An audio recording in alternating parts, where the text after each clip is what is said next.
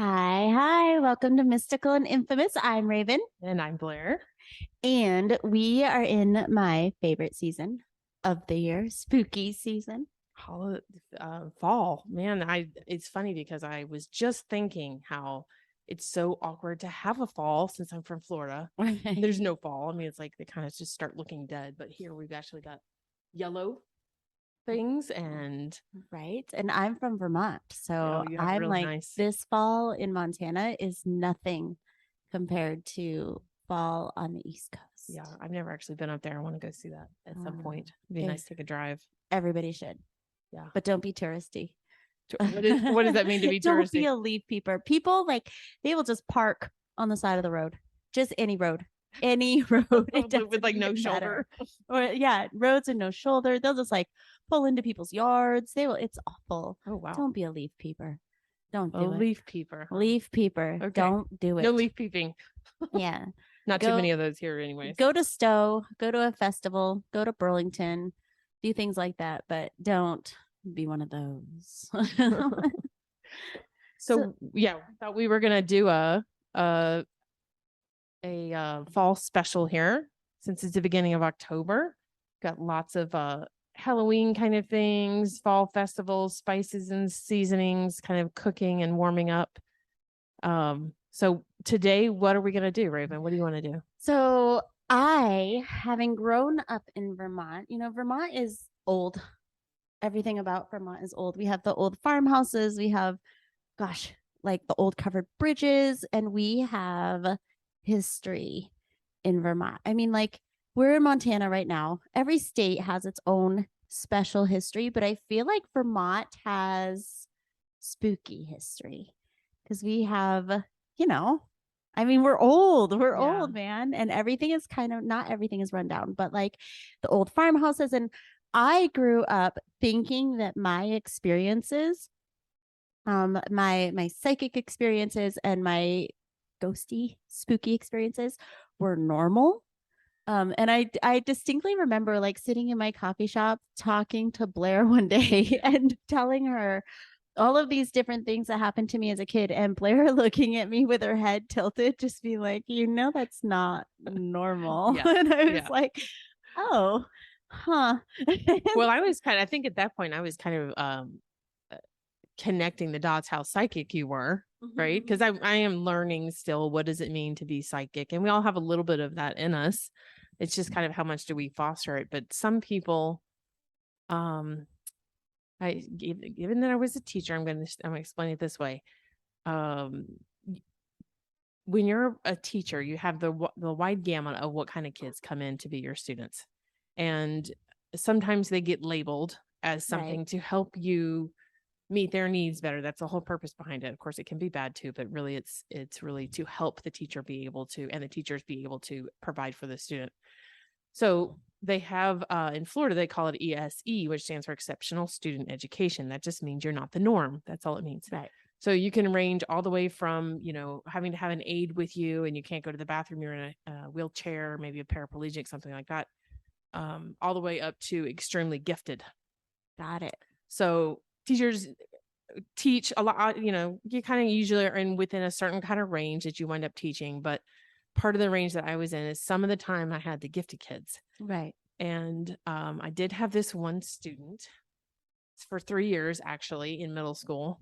And he probably was in middle school for like, I don't know, at least 6 years. Oh, wow. He would get in trouble in other classes. He didn't really get in trouble in my class. I don't really know why. He didn't really do anything particularly bad. He was a little mischievous, but there was something about him that I didn't even know. They didn't have it marked, but apparently in the past he was marked gifted, and his mother was refusing services for whatever reason. She did not want people to accommodate his intellect. Interesting. Yeah. And this kid was crazy smart. I knew that. Like, I didn't think that he was lacking anything. I knew if he's misbehaving for a reason.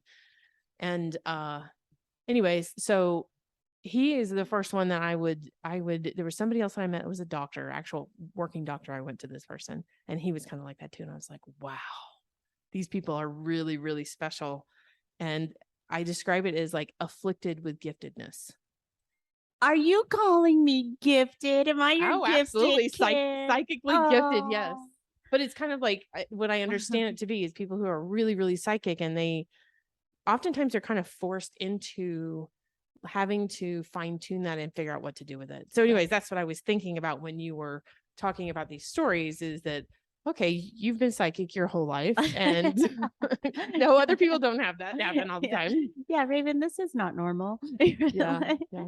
Oh, Blair called me one of her gifted kids. That's why So I'm the so tell favorite. us about like the coolest paranormal Okay. experiences you've ever had that you recall. Okay. So I have had many, many, many paranormal experiences, and I'm gonna tell you about two. So my grandmother's house was an old house, and the reason that I know that was because she had actually renovated this house, and she had renovated it during a time when the Irish were moving in to Vermont and starting to settle into Vermont. And our whole street had been filled with Irish settlers.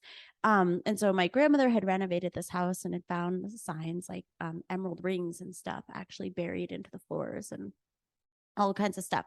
Not only was the house extremely old, it ran right by a brook, or it was settled right by a brook. And we know that water holds energy and memories, right? Mm-hmm. And then it was like literally a stone's throw from a cemetery. Okay. Oh, okay. So, like, prime, we are Mhm. prime for all the psychic things. Okay. So, in this particular instance, so my friend and I'm like 12 maybe.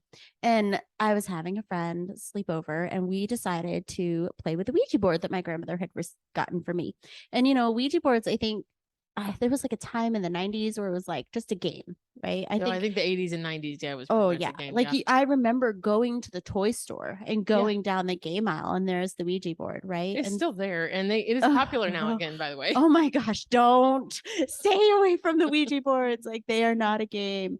So anyways, we're like, okay, well, let's go to the cemetery and pick a grave, right? And then we'll just call up that spirit, see what happens, me and my friend Brittany. And so we walk up the hill to the cemetery, and I immediately gravitate towards this one grave. And I wish that I could remember the lady's name.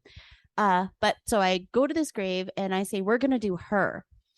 And we go back to the house, and we're sitting down, and we put our hands on the little mover thing, and we're asking all these questions, and I'm sitting here thinking Brittany is moving the planchette. Mhm.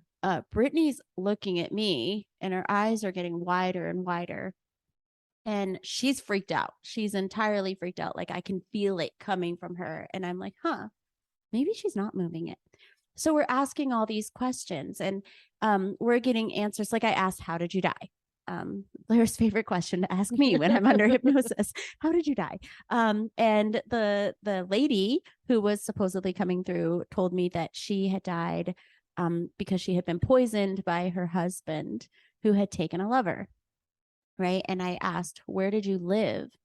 And at this point, our addresses had just been changed over to the new 911 addresses.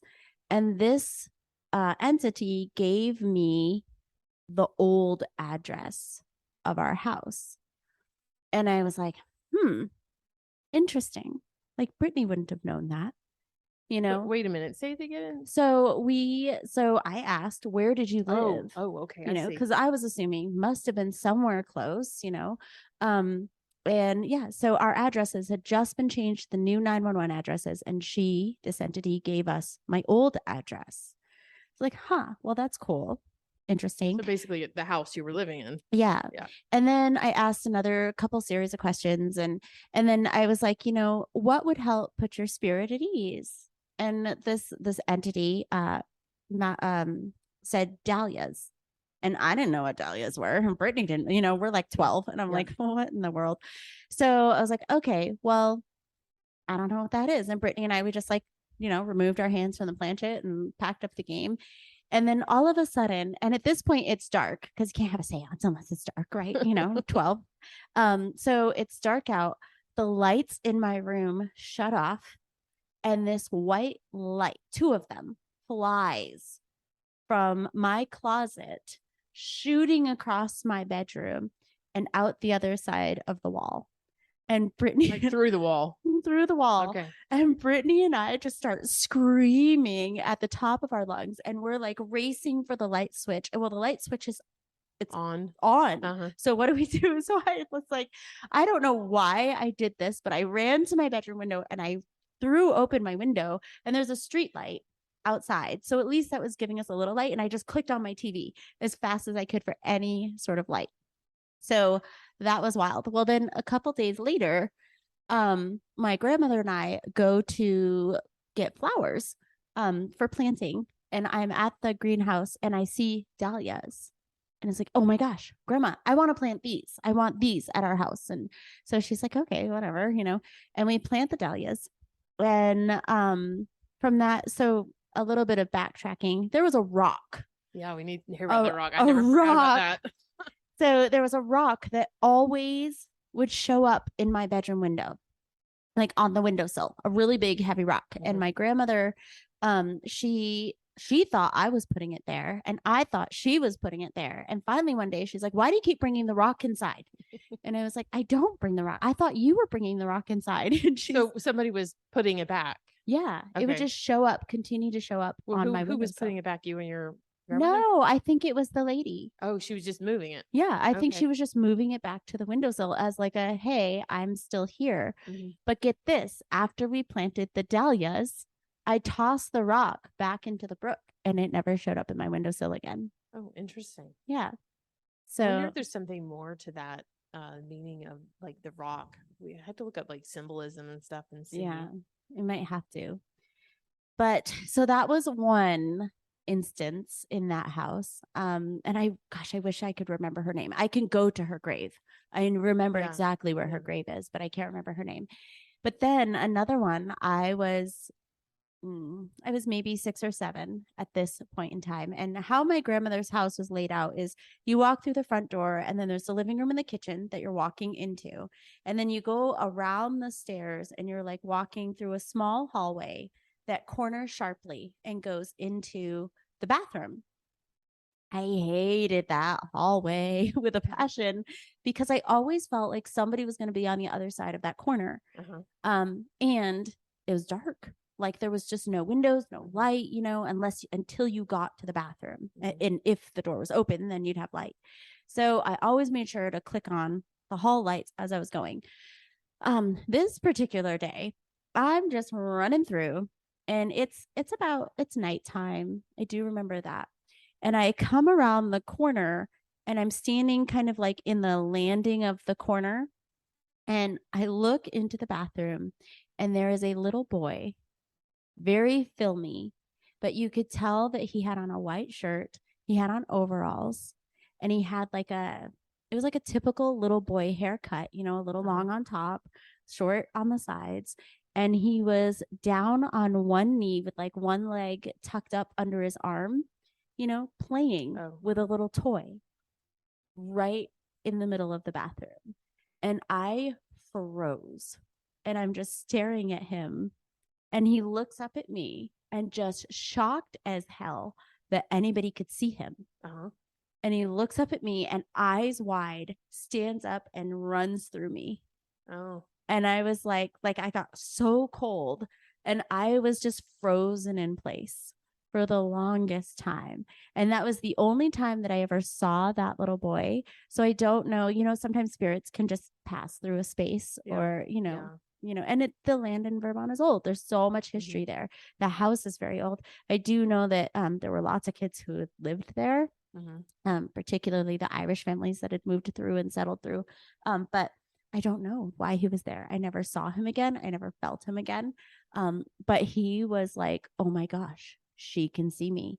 So it was definite interaction. Oh yeah, it was definitely like, and I wish that I had, and it wasn't like I wasn't scared.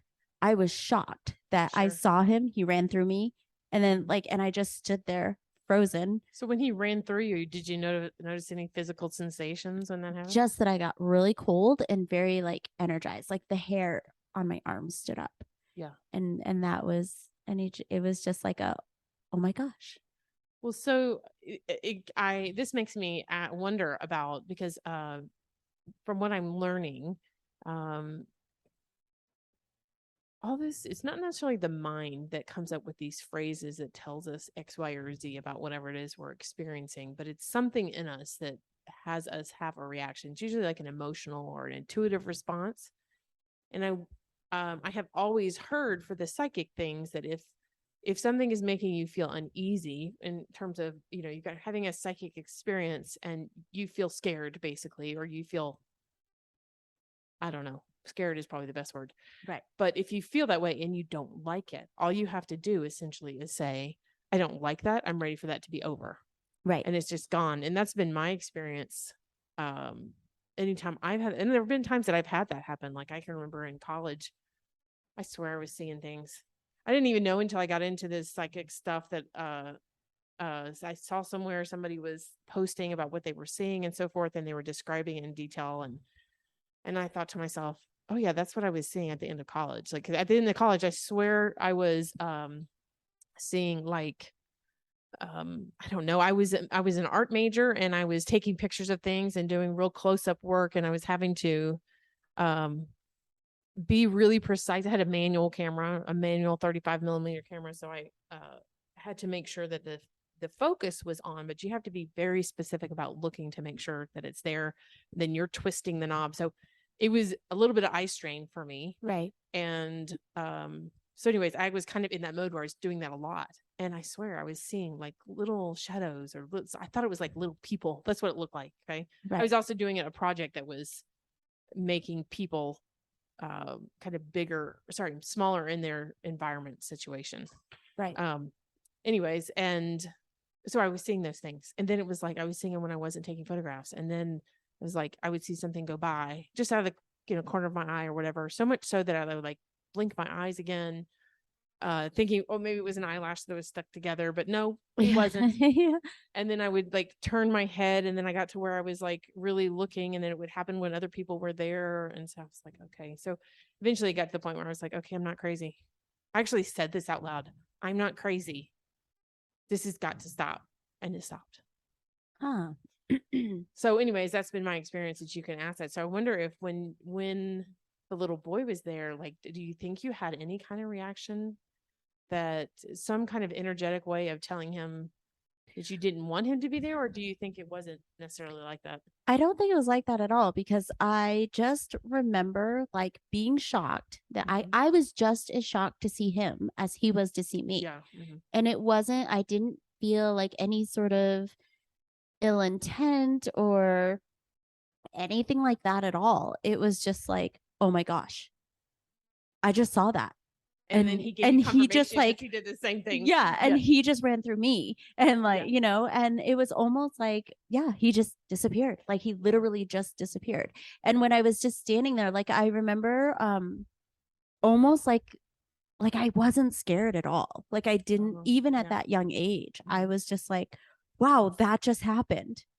And then I just moved forward and went to the bathroom. Like I was just like, huh, weird, Mhm. And I don't remember Did you ever thinking tell of, anybody that when you were that age? no, Not even no, your grandmother or anybody? no, no, Okay. no, no, because I knew that they wouldn't. I do remember. So my uncle had been sitting at our house. And so when you sat on the couch at my grandma's house, you could see the stairs, the side of the stairs.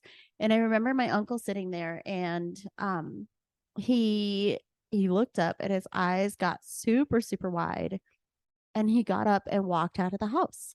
And we were like, what are you doing? Like what in the world just happened? And my uncle said, did you see that? And, we were all like, what are you talking about? And he said, two little girls just came down those stairs and walked through that wall. Oh, so he did see. Oh, Yeah. yeah. And we were just like, no, we didn't see that. And from that day forth, my uncle never returned. He would come and be Oh. outside at things, but he would never be inside. And there was, at my grandma's house, there was one room that was directly across from my bedroom. And that was like the forbidden room. And I don't mean that I never was allowed to go in there or anything. I mean, everything in my body repelled me from wanting to be anywhere near that space. And that is like specifically the closet, and I have read other places where like entities find a quiet place in the home to kind of reside and take over and be where they're not going to be, interrupted or um and I do absolutely feel like this was a malignant spirit that is that the word I'm looking for? Yeah, that just he it was a he. I know it was a he. And he meant to do harm. And that was, I couldn't be in that room. I would never go in that room alone.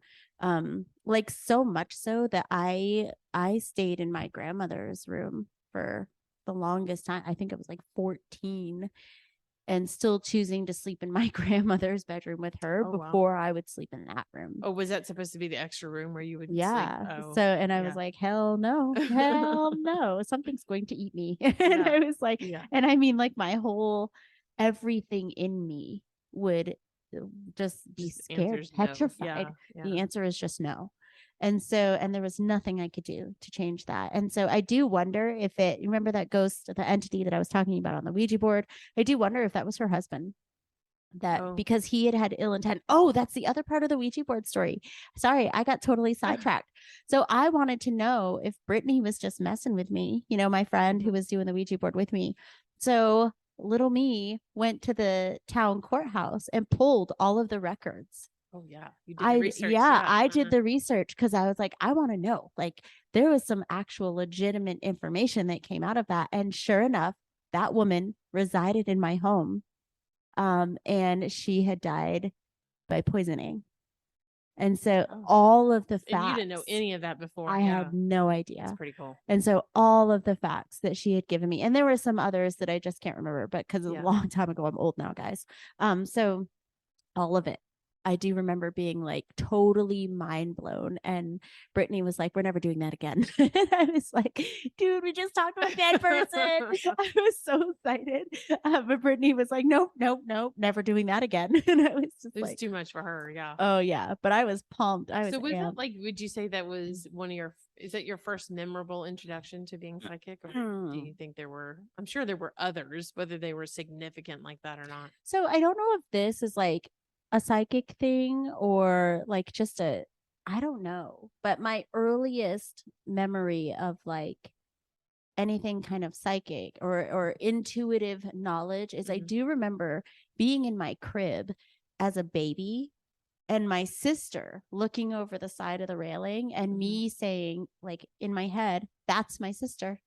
And so I don't know if that's like just like an intuitive, I don't know what that would be, but I guess like that's my first real memorable, like actually pulling my abilities. I do think that I do have channeling abilities, and I'm really working on that with scrying and the crystal ball. I don't want to do anything with a Ouija board ever again. Like I've learned far too much about that to ever I would suspect want to that touch it's a Ouija kind board. of like also slow in terms of getting the information to you, because when you have those psychic experiences or you're connected, not even psychic experience, you just get information. When you get information, it's not like one letter at a time. Right. You get a lot of information fairly quickly. Yeah. Like when I'm reading tarot cards for people. So I did have an experience this week. I do sessions with people, and we use tarot to work on trauma healing and things like that. And so I was reading tarot this week and I was like, oh my gosh, when did you cheat on your husband? And she's like, I'm sorry. Did you get that from a card? And I was like, no. Well, I mean, from you. Kind of got it from you. And she's like, okay, well, and then we like dove into the whole conversation, and then it was a big thing, huge thing. But I was like, yeah, so I definitely like, I have abilities. I know that I have abilities, and I want to work on channeling. I know that I can, and I was doing a tarot read for somebody else. And I'm like going into this whole thing, her husband had passed, and then all of a sudden on the right side of my ear, I hear her husband giving her a message. And I was like, did you hear that? And she's like, what? I was like, I have to tell you this. And I was like, this comes from your husband, and this is what he said. And she just started crying. It was this big thing, but that's the What did he first tell time her? I've heard somebody. Meaning it distinctly felt like a sound. Oh Yeah. yeah. Yeah. And it was distinctly on the right side. Mhm. It was like as if he was over my right shoulder Uh-huh. saying blah blah blah, and it had said he, not it, he was just giving her the message that it was time to stop being his widow and to Oh, step what a into her wonderful own. present. Yeah. Yeah, that's a really good one. Yeah. And so it was like, oh my gosh, I can hear people. How do I tune into that more? Yeah, it's kind And of so, I'll say my experience with that is that I'm sure I had more experiences because I think this happens and people don't know that it happens and they're just responding to it. But I went to my first Reiki training, which was over in Big Timber, Montana, a couple years ago, almost 5 years ago, and I didn't take an alarm. I did have my phone, but at that point I was still like up late at night texting friends and like read. right. I mean, essentially I read till I go to sleep every night anyways, but so I was up and then the phone died. And of course I didn't really have a charger because that's me. I do Right. stupid stuff like that. Blair's a little flighty. Only that stuff like that. But anyway, so I went to sleep and I was a little worried about getting up. Now I can remember being in high school, went to a volleyball camp and forgot an alarm. And the girl I was rooming with, who was a teammate, didn't have an alarm either. She didn't seem to be worried. She got up, but I was like half asleep all night long, worried about getting up on I time. do the same thing. Yeah. Oh, it's terrible. It's horrible sleep. So I didn't do that. I actually went to sleep, but I can't say I slept really soundly, or maybe I did, but and I don't know that I heard people downstairs getting ready, but I heard something and I kind of woke up a little tiny bit, but not completely. And then all of a sudden I literally heard, it's time to get up now. Get up. Like kind of being like this annoying thing, like, okay, I Right. told you nicely, now do it. Now do it. Now get up. And I heard it and it was so loud and clear that I just like, what was that? And then I'm listening and you can like barely hear the other people downstairs. And then I was like, oh, I should get up. Did I just hear get up? And I didn't say anything to anybody, but I now know that was whatever this stuff is. Right. So you definitely can hear that kind of stuff, but you do have to be kind of, and when you're sleeping, I think is actually a really good time to hear it.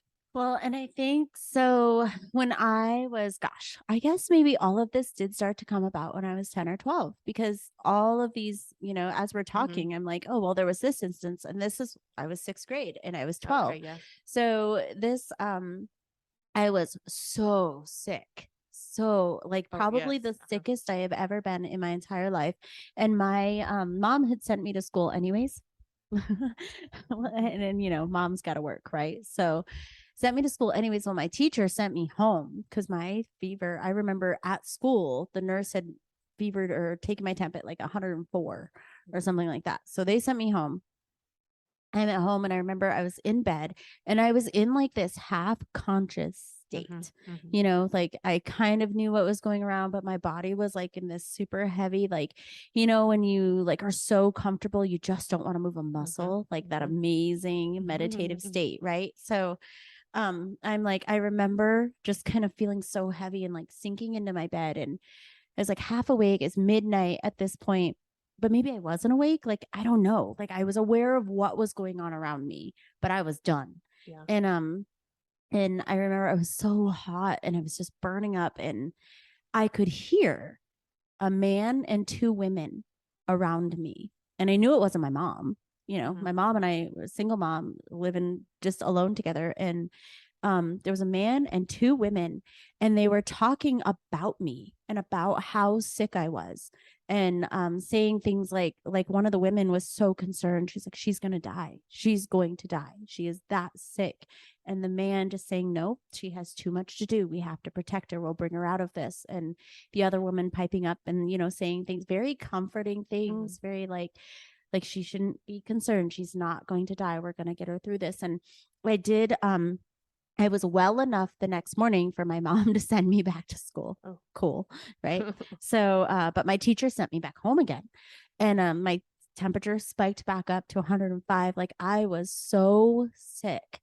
And my mom ended up bringing me to the emergency room, and like I was so sick and so hot that I was drying out towels on my forehead in like minutes. right? Like so sick. But I do. And so this past, couple weeks ago, I was doing a meditation to bring forth my spirit guide. And we all have spirit guides, by the way, and helpers and people that we can call on, that are always there and always have our back and do legitimately help us. So anyways, I was doing a meditation, and in this meditation, I see my spirit guide, one of them. I know that it's a woman, and she made me very, very aware that I've heard her in this lifetime. Oh, And that moment popped up into my head, and I was like, yeah. that has to have been, Yeah. because they pulled me out of that enough for me to get better. And I Yeah. do, but it was like a long period of time where I was half conscious, like, and I just remember, like, very comforting, very calming, and me thinking, who are these people? But I couldn't open my eyes. Like, I Yeah. was so sick that I couldn't function at all.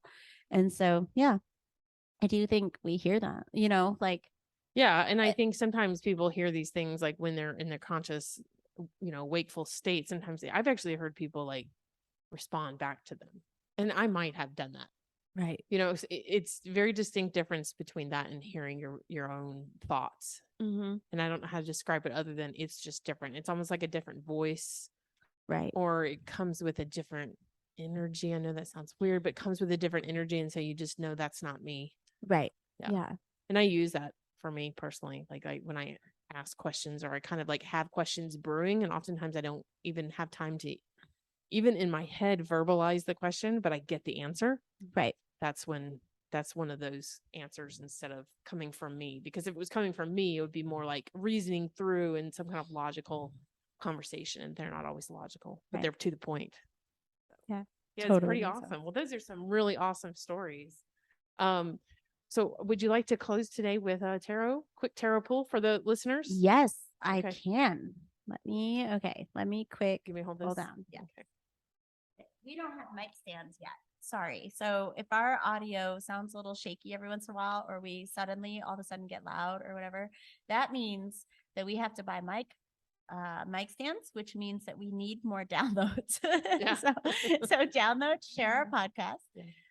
So I am just gonna pull a random card.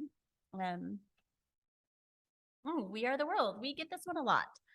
Blair and I actually, and I think that it has a lot to do with the connection that we're trying to make with our holistic healing and the things that we are doing in general between the podcast and things like that. So We Are the World. What I immediately get from this is that we have a lot of people in our lives who our energies and us working together can connect. And I do see that. We see the people that we work with on a daily basis connecting through us and being able to help one another with their services and their energies and what they are doing in their lives to connect one another, but also Blair and I working together, connecting each other and connecting the people in our lives, but also the work that we're doing with the podcast, working to build a community of people who are like-minded and who, sorry, my thoughts. So there's a whole world of us oddballs out there who have these experiences and who have these feel energy and have psychic abilities that we may not be totally in tune to yet. Like, I'm still learning, guys. Blair is still learning. We're all still learning. Or, those people who for some reason are really drawn to the moon and nature and herbology and crystals and all of these things, and they don't exactly know what it means. Well, that is your inner voice pulling you toward the things that you are intrinsically attuned to, and that will help you in your lives if you listen to it. And so that is so this card is showing me that we're pulling all of you people together, all of you to the oddball club, right? The weird kid club, as Blair calls it, but we're actually not weird.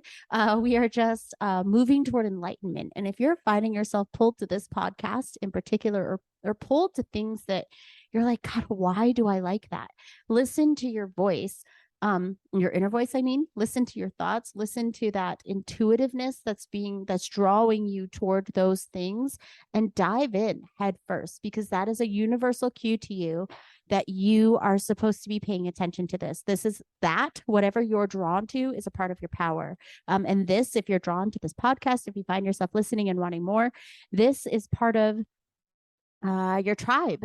And really your community of people. I'm like, for instance, lately I've been really drawn to spell casting, and using natural things to help heal people.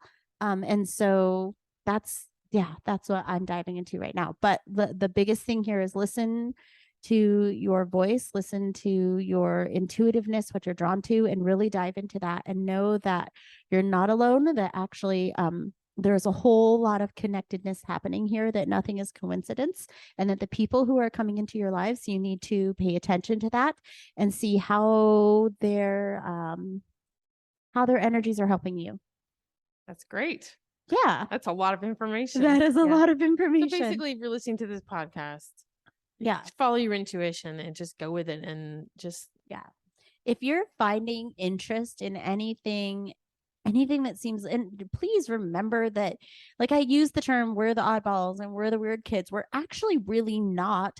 We are just okay with stepping out of the boundaries that society has put on us, and actually we're both still learning to do that, and to accept what we're stepping into and who we're becoming as well. And it's not easy. I'm not saying that going with your gut is always easy, and listening to that intuition is always easy, because, well, like, I have not for the last 20 some odd years, right? So, and even when Blair was pushing me towards it, I stepped away from it. But now it's amazing the clarity that comes when you choose to listen to your guides. Yeah, and I think trust is a big, huge thing. Really, trusting yourself. Trust yourself. Yeah. And just go with it. And I think what ends up happening is it comes in a gentle way. So it's like, here's this thing that's not like going completely against everything you've ever done or that you believe or what have you. And, oh, you're interested in it and it could be fun. And like, honestly, crystals. Right. I found that, I can remember a friend of mine, and I was a teacher. She was talking about her mom. She grew up in California. She's talking about her mom. She didn't like her mom very much, but, she said that her mom believed that crystals could heal you and blah, blah, blah. Well, this woman was a science teacher. Oh, okay. One of those. Yeah. Well, yeah. So she kind of like evolved over to that. And it was funny because she would say like, oh, my mom believed in all that crystal shit, like blah, blah, blah, but I've always liked crystals, and I've always liked rocks and things like that. And a lot of people would always say kind of things that were like, well, why do you like that? That's just stupid or whatever. And I was like, I don't care. It's pretty. Right. Like, it's all you have to do is find a way to distract them, and then it doesn't matter. Right. And anyway, so that's an example of something coming through pretty easy. But if you follow that easy hunch and it feels good and it fits, you can look for confirmation, and it will give you confirmation. Ride the wave. Yeah, that's pretty much what it's like. Ride the wave. Yeah. Ride the wave. See where it takes you. You'll be really surprised. I wanted to invite everybody who's listening. If you made it this far, you have a special invite to join us. We meet approximately once a week, and we really decide when we're going to meet at the previous meeting. So if you want to come, then just show up to one of the meetings, and if you like it, keep coming. If you don't, no big deal. No harm, no foul. Anyways, we're calling the group Elevate Me Now. There is a public calendar on the Happy Lion Center, LYON. .com, and it is the Elevate Me Now calendar, and we just keep track of when we're meeting there. And essentially we do like meditation, we balance chakras, we connect our energies, we put up protection for ourselves before we go under, and then we connect to source.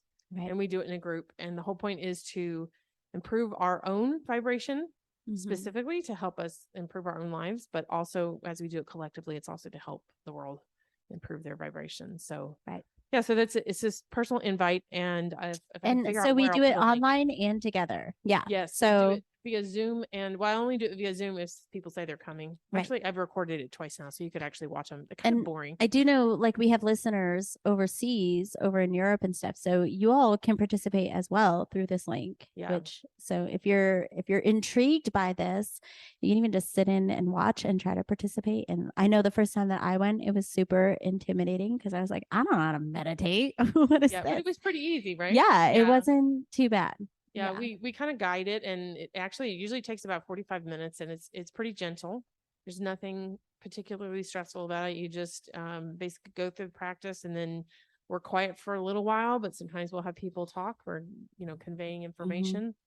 Then somehow we know when it's done, and we just stop, and then it's over, and we talk for a few minutes. And I put up 2 past sessions. If watching a video to me looks kind of silly, like it's kind of boring, Right. but the audio part is not so bad. I think the key thing would be if you chose to do the meditation while we did it. Right. And it's my understanding that would still continue to work, and it would still pull up energies for you because those frequencies are going through whatever device. And I know meditation can be kind of intimidating for some people, but just a reminder that the more you practice it, the easier it becomes. And it's actually like my brain doesn't ever stop. Now I really look forward to taking even just 10 minutes a day. I have several meditations to choose from now that are guided. I'll even do them in my car. Like literally, if I don't have time and I'm like, I'm in the grocery store parking lot for 10 minutes, they're on meditation, I really look forward to it. And so meditation is one of those things that it can seem really intimidating, but don't give up on it. Because the more you practice it, the easier it becomes. And it's actually really freeing to dive in and be able to separate yourself from the world. Yes. Well, to become the observer. Well, to become the observer and stop feeling all those emotions. And like, this is the only reality. When you get to meditate, you realize there's other realities that are probably a little better. These are all these D's that we were talking about. The D's that I'm still learning about. Okay. Well, I want to thank everybody for joining us. And we're going to wrap it up. Yes. And hope you have a great week. We'll be back next week sometime. See you next week. All right. Have a good one.